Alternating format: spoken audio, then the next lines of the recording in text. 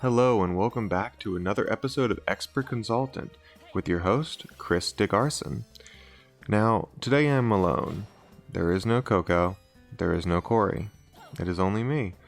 I wanted to try something different out. I wanted to talk over gameplay of a game, and I want to say something.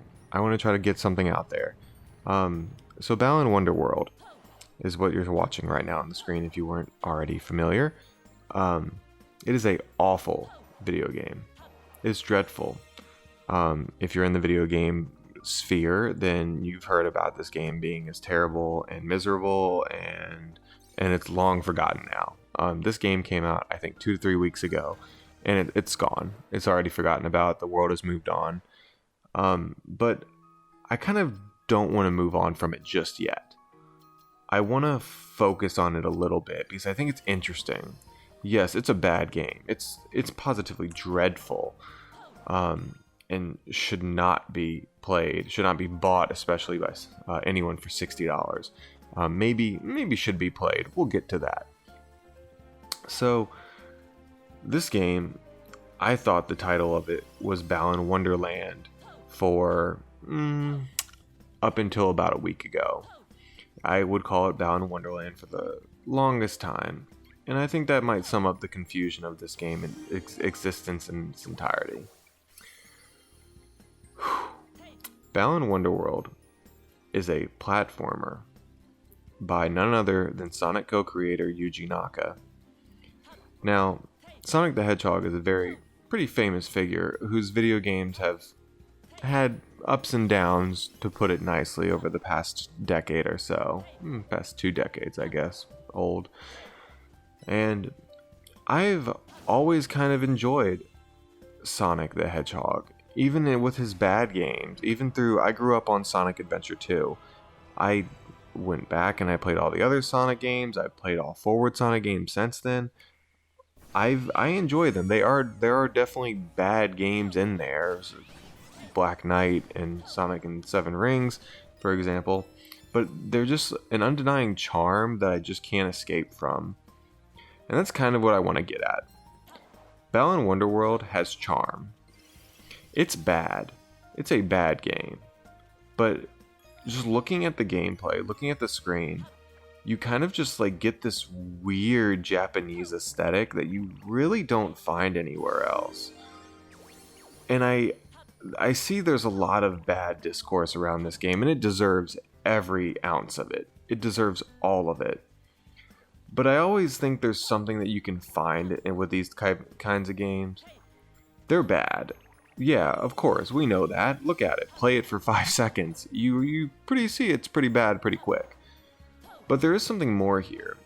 Yuji Naka is an interesting director with having more misses than hits the past few years. And not sure if anyone remembers Billy the Hatcher. This seems to be probably around the same field for how it's going to go. I never finished his last game, Rodea the Sky Soldier. I keep meaning to play it. I have it. I bought the Wii U version when it came out, and that was dreadful, but I got the Wii version with it, which is actually kind of decent. Need to go back and finish it. But Balan Wonderworld is this weird little Japanese aesthetic crazy game that you just can't get anywhere else. It's a kind of game that's not made anymore, and I guess, of course, we don't get good games of this variety, really.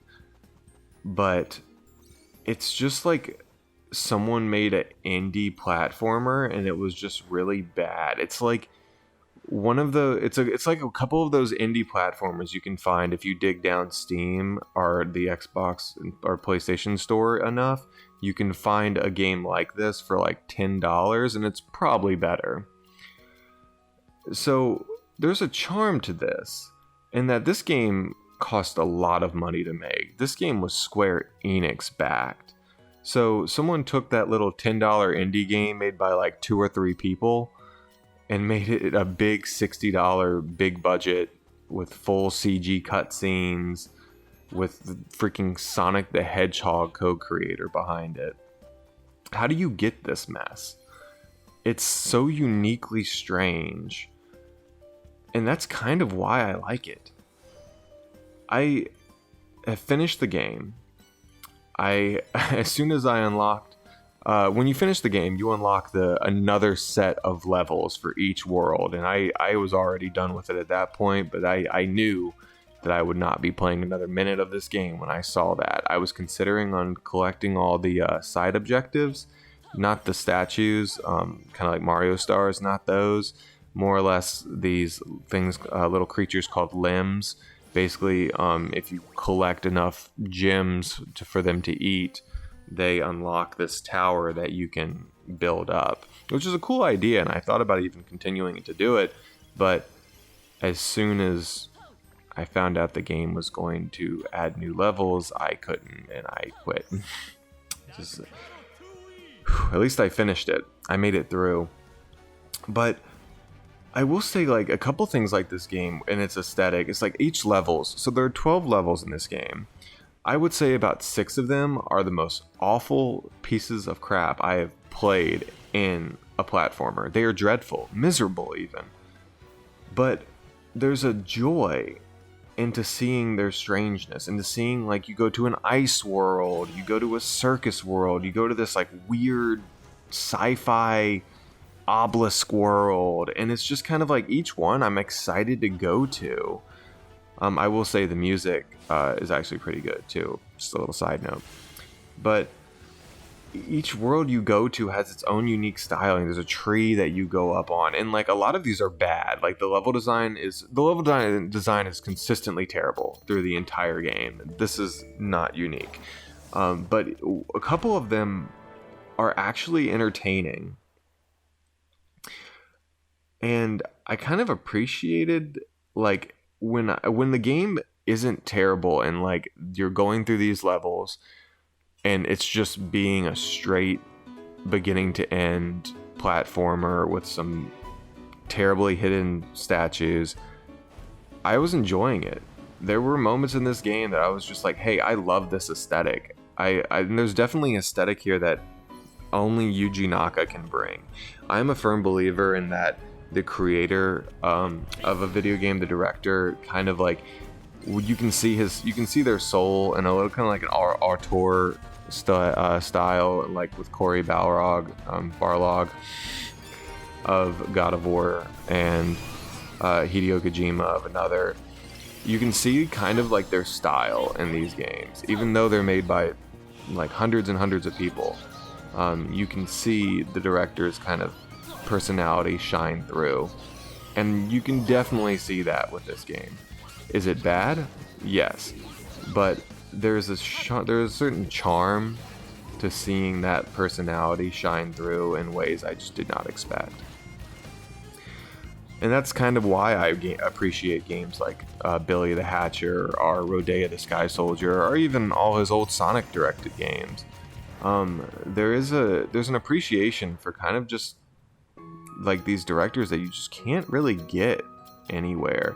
Like, for better and for worse, there will never be another Balan Wonderworld. We will never see this game exist again. The most we've got is an ebook that tells the story of this video game. The story is not in this video game. The story is inconceivable. You cannot understand it. But there is a book that you can go read that will explain it for you. But even though I keep calling it a disaster, I liked it. I'm happy I played it. I'm happy I went through this game and saw its weird worlds. I'm happy I was able to go through it and kind of like discover it, because games like this don't come out often. Games like this don't really exist. We don't see these weird kid-focused platformers anymore. So at the end of the day, I'm pretty thankful I played it. What else is there to say? At the end of the day, Balan Wonderworld is a terrible video game, but it's one I think you should play if it's on sale for like the $10 indie games it's basically emulating. The costumes are worthless. They're hilarious.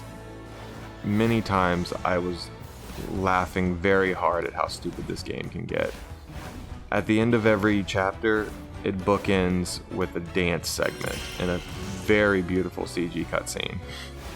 It's so strange.